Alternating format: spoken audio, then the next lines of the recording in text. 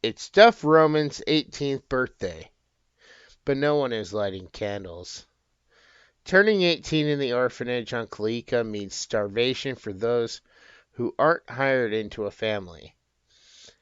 Outside the family compounds lies the jungle, and in the jungle lies death and relics, the only real currency on Planet Kalecca.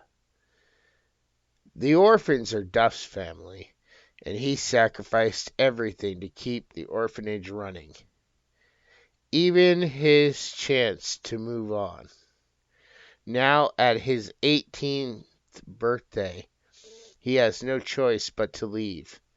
Without him to bring in extra money, the orphans will starve under the company's control. Duff's only chance to save them is to find a spot on an independent crew and hopefully find a relic to sell. A seemingly chance encounter with Z, leader of the most feared and independent crew, offers Duff his opportunity to score a relic, and offers Z a chance to relieve the guilt he feels over his past. But a company assassin has plans to lay waste to Duff's future and the orphanage as well. Company Assassin, Relic Trilogy, Book 1. Written by Claudia Blood. Narrated by Stephen Saunders. Well, I am back with another book review. And before I jump into this, I just want to give a disclaimer. Because I've said this a few times in previous reviews, but I want to make sure, especially with this review, that it's made crystal clear. When I do audiobook reviews, first off, I tend to go into these completely blind. So, my idea of the story is completely unbiased to my likes or dislikes. Now, okay, true, that doesn't exactly go if I'm reviewing a sequel to something I've already reviewed, because I do have an idea. I have a great idea of what I'm in store for, or what genre it is. But this book is a good example. All I knew was the name, all I got was the image of the cover. I didn't know anything about the story. This time around, I didn't even know what genre really. The author reached out to me and said, "Would you like to review my audiobook?" I said yes, and I listened to it and I reviewed it. Well, I'm reviewing it now, but okay. You get the point. I didn't know what genre this was. I didn't know really what I was in store for. And that's not a bad thing. Honestly, I wish more people would do that, you know. I think, you should go into stories blind.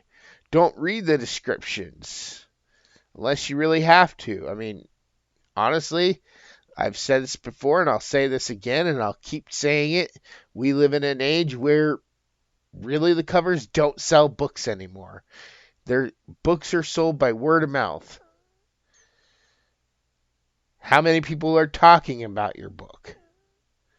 More and more people talk about your book, the more videos you have up on YouTube, stuff like that, the more your book is probably going to sell.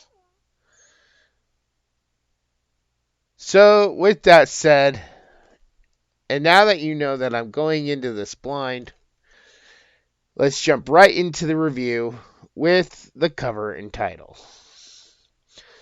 So, starting here, I'm going to give this 4 stars. First off, I've said this before, and I'll keep saying this every time. when I look at the title, I look at the coloring, I look at the spacing, I look at the font, and while the font is good, I think Company Assassin could have been made a little smaller. Unless it comes into play at some point later on, I think Relic Trilogy Book 1 could have been a little small print under Company Assassin. I think Claudia's name could have been down at the bottom or up at the top. I mean, the sizing is fine for her name and for, the Relic Trilogy. I just think it could have been played around with a little bit better. And I think the coloring of the title could have used some change, either in the title itself to separate it from the background picture, or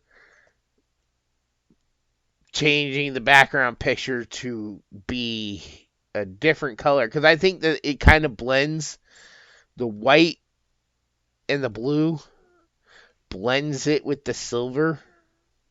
If it were gold, for example, if everything were in gold, then it would have really highlighted the title, I think. I don't know, I would have to see different variations to be sure, but with that said, now let's move into the cover, and the reason I gave this 4 stars is if, and I use quotations, if I were going to buy this based on the cover screams fantasy. And yes, there are some fantasy elements, which I'll get into later. This is not a fantasy book. And this picture looks like some kind of fantasy book, like Game of Thrones or Lord of the Rings, something along those lines. Not necessarily with magic and stuff, just, the feel, the look. If I were walking down the shelves at Walmart and I saw this book, my first thought is, oh, it's just another fantasy book. That is what I think of when I see this.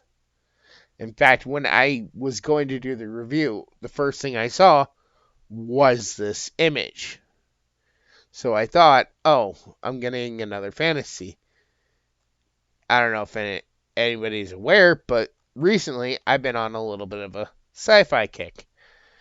I've gotten a lot of fantasy, and I wanted to switch it up and not just do fantasy audiobooks, but do other kinds. And I reached out, and this is one of the offers I got, from a new author, was, hey, would you review this book? I'm like, yeah, sure. I'll review any book. Any genre,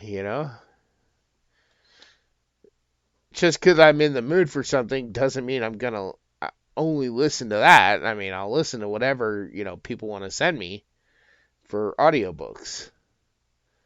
But yeah, based on the image, like I said, it's not a bad image. I like the image. I just think the coloring blends in with the silver a little bit, and I feel like it's a little misleading, being that it's screaming fantasy in my face, but the story isn't exactly fantasy, which I'll dive into later. Now moving on to the writing. I was really debating where I was going to put this negative. And I think I'm going to do this for once, try it out. I think the negative is going to go in this writing section. So I'm going to give the writing 4 stars. Now, the reason I'm giving this 4 stars is, once again, I went into this thinking that I was in store for another fantasy based on the cover. And yeah, well, true, it's my own fault for not looking at a synopsis and stuff and going in blind. I highly think that the story could have benefited. I'm not even sure what to call it to be. I mean, as a writer myself, because I'm not asking for a prologue. Maybe a prologue. But, I mean, a lot of people, from what I hear, they don't do very good prologues. But they just could have used something at the beginning. Just before chapter 1. That, and I feel this way about most sci-fi books, especially if you're going to contain Earth within that book and a race of humans. I feel like this needed an intro. I feel the book should have started with an intro, basically dropping facts at our feet. It's this year. This is what happened to Earth. This is why we left Earth. This is what we're doing now. This is the level of our technology. And so on and so on. The writers can get creative. But I feel like in a sci-fi book, that is stuff we need. Unless it's vital to the story that we find it out later. But as I said, I thought I was going into a fantasy, and I started listening, and I was like, wait a minute, someone flipped on a light? What? I mean, a lot of the stuff that was said, was, stuff that's like, oh, okay, we're on another planet. Oh, okay. Wait, Earth. They just bring up this stuff, and it's like, wait a minute, so, from what I gather, X amount of years after humans left Earth because Earth was becoming uninhabitable, things happened. Oh, okay, well, would have been nice to get some of this info back at the beginning. Set it up a little better. And that's all I'm really saying here, is that I think it could have been set up just a little better. Also, personally, and I'm not deducting points for this, I'm just saying personally, I'm not huge into chapters where you have the chapters based on the characters.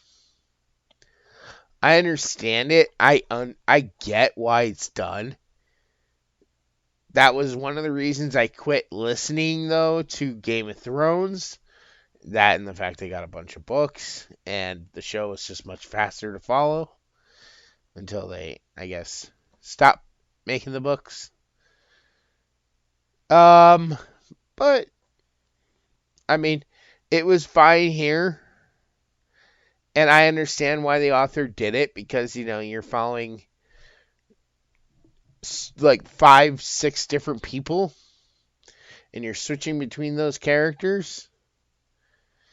I just feel like it could have benefited from, like, just having regular chapters, because you have, like, 3 chapters where it's following one person, then it's following another person in that same group, then it's back to the other person. But it could have just all been, all 3 of those just could have been one chapter.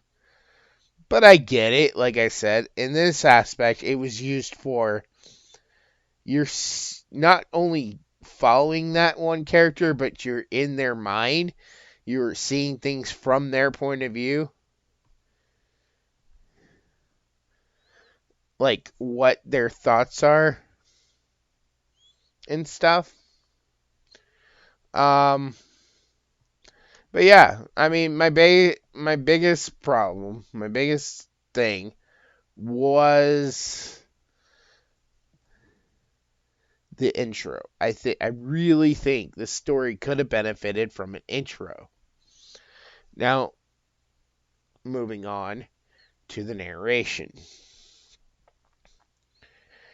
And I mean, honestly, narration is pretty easy. If you got a really good narrator, it's really hard to mess up. So for narration, I'm giving this 5 stars. Like I said in previous videos, I listen to a lot of narrators. I watch a lot of TV, and I listen to a lot of characters. I'm big into anime. Not huge, not as much as some people, but I like to watch lots of different anime. And I swear that the narrator, Stephen Saunders, sounded like he's done several voices. Because, I mean, some of the voices that were being used for certain characters, or just the way the narrator read, it made me feel like this dude has voiced a character on One Piece or Inuyasha. I mean, sort of sounded like Moroku at times. Sort of sounded like Zoro at times. Zoro's from One Piece. Uh, I kept getting this image of kind of a generic anime kid with big glasses. I don't know. I just feel like this voice actor definitely has the voice for doing anime dub. And there is a Stephen Saunders that has done a little bit, but nothing huge, nothing big in anime. So I don't know if it's the same Stephen Saunders, but I really think this voice actor has the potential to be a really good anime dub voice actor.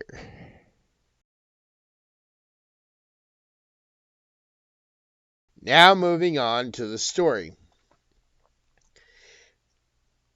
Now, because I gave, and I will also repeat this many times probably throughout these reviews, but because I already deducted points in a previous section, I'm not going to deduct those same points here.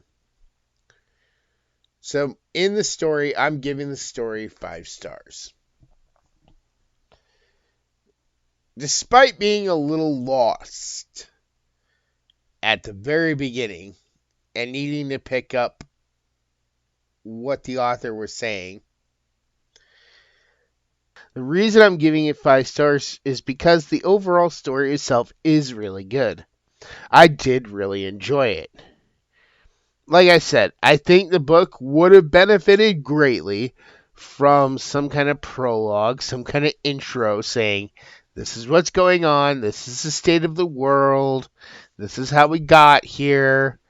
You know, it doesn't necessarily need to mention a specific town or the specific character. It just could have given a little background to set us up into what was going on. I also really like, all the. Well, I can't say that yet because I'm not there yet. But where the story goes with its characters, that was really good. There is one thing, but I'll get into that when I get into characters. I know I'm just dying to get into characters. But yeah, I mean, this story to me was so good. I honestly think this book series could easily be turned into a Netflix anime. If the author is interested in doing that, I think this would benefit by being turned into some kind of anime. So, I don't think this is good enough to get turned into a live action. And I think that a great disservice would be done to the story trying to make this into a live action or just making it a cartoon of any kind. I think this would benefit greatly as an anime, though. I think this would be very popular as an anime, and people would love it. I could not see this in my head as a live action story. And I got that feeling like I was listening to an anime. Maybe that was because of the author, like I said previously. But I really think, and maybe that is what the cover needs. Maybe the cover needs to be done as an anime style to really sell this. But that is my own thoughts. But let's move on. Now moving into characters. And I was a little debatey on what I was going to rate characters. Because there are a lot of characters.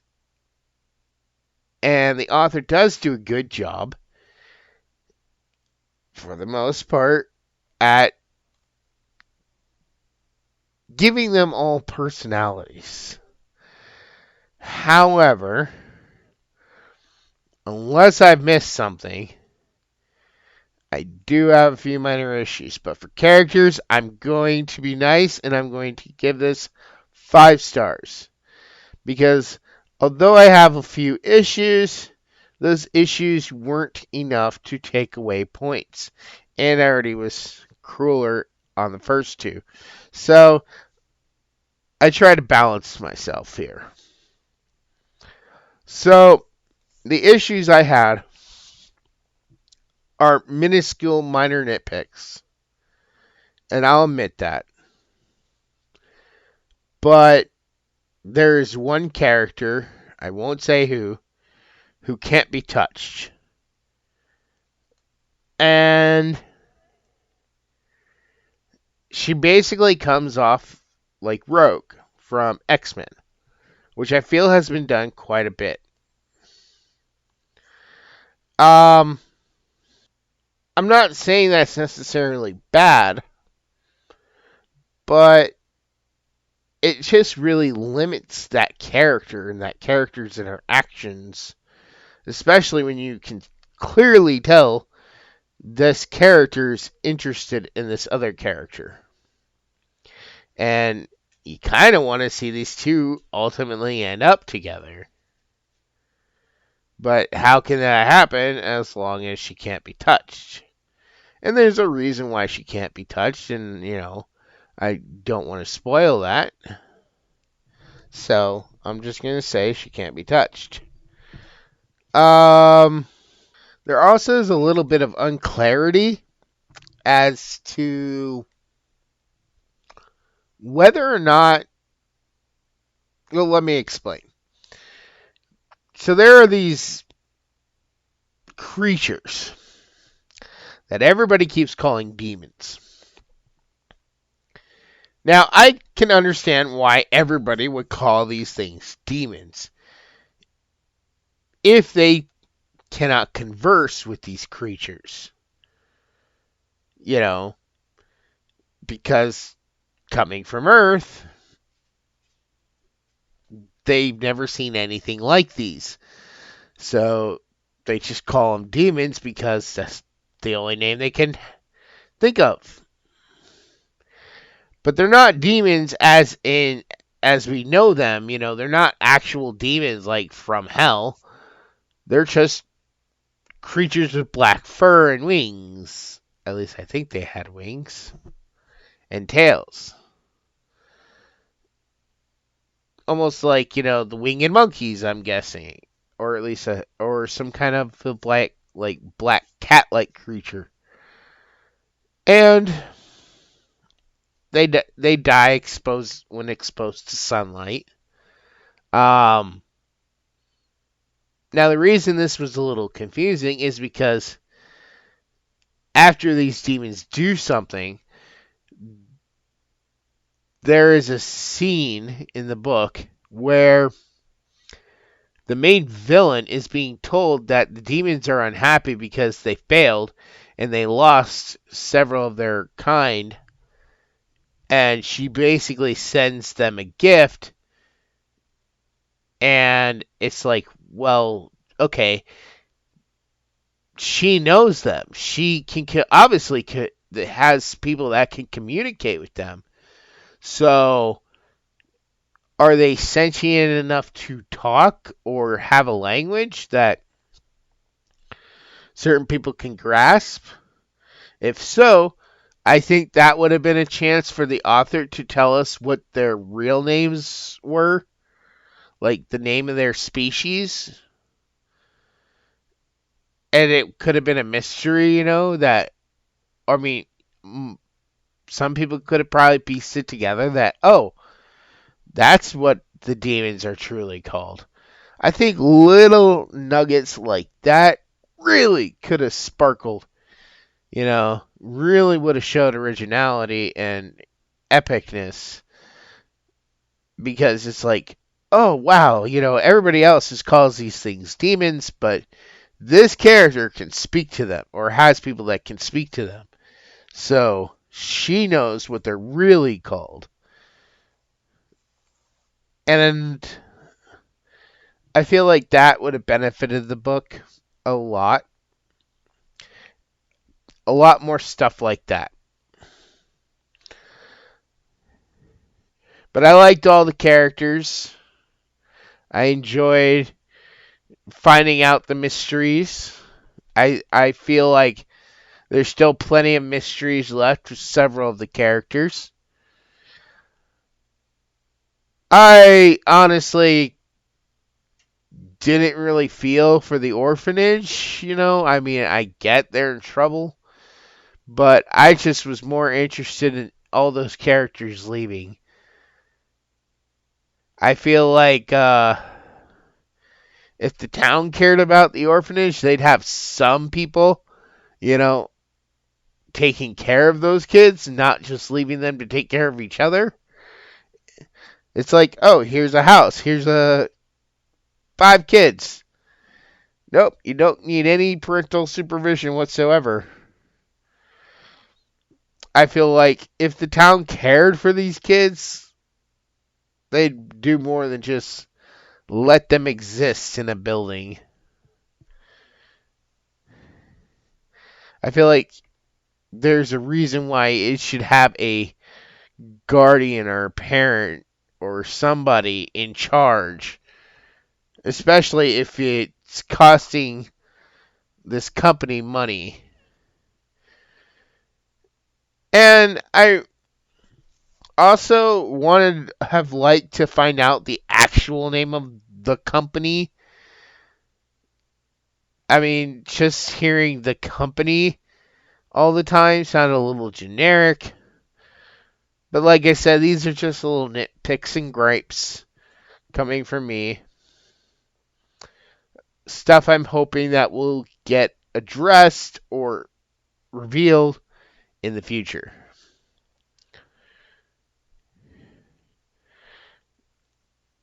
I definitely feel like this is not the end. Like this, there's no way this little bit of humans is all that's left of humanity. And I kind of hope that we're going to eventually, I don't know if it'll happen in the next book, but I mean, I'm curious to know, are there other planets? Are there other colonies of humans? Is there space travel? I mean, there obviously is some kind of space travel that brought them here. I mean, we're never told otherwise, but we're never told about any ships either. So, moving into extras. There really wasn't any extras with the audiobook. Like I said, that would have probably benefited the audiobook some, you know. Maybe like a extra section at the end that went through the different races. So let's move right into final score. And for the final score, I'm going to give Company Assassin an 8 out of 10. I did really enjoy this story. I definitely think the next book has potential to be better than this. I mean, this was pretty good. Like I said, this story got 5 stars, so I mean, this one was already pretty good, so I expect it to stay at that level or go better. I doubt it would drop, but that would be a shock. And because I got some of this stuff out of the way in this one, hopefully, that'll change or something when it comes to the next one.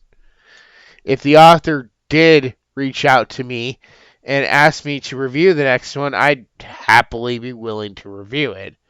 I did enjoy this. I would love to continue on reviewing this series for her.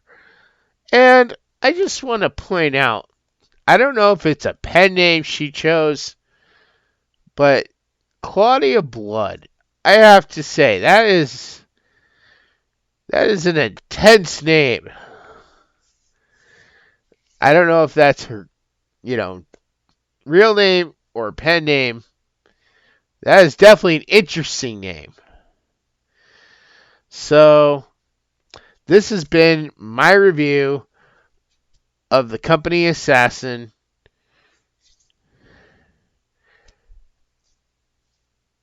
I really enjoyed this. I hope that if you are a fan of sci-fi / fantasy, because like I didn't get around to saying it, but I will say it now. And this isn't a negative. There are slight fantasy elements. Characters do use swords. They're going through a jungle. But there is a lot of high-tech stuff, shields, and I mean, there's not a lot of guns. I think there was one gun in the whole book.